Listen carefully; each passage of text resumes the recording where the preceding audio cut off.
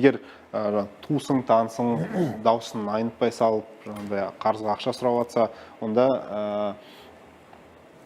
біраз ойланып, өйткені олар асықтырады. Біріншіден тез реагировать етпеу керек, олар постоянно асықтырады, ол үлкен бір олардың көрсеткіші.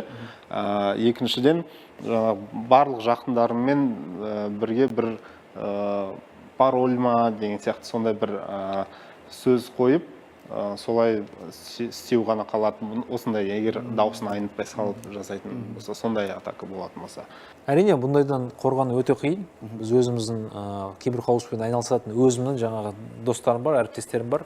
Жақында бір әріптесім Алматыға хабарласып, өзі жаңағы киберқауіпсіздікпен айналысатын жаңағы компанияның басшысы, бірақ сонымен бірге соның анасын алдап кеткен екен. Сондықтан алаяқтар әрине білімі жоғары сондай адамдар іздемейді.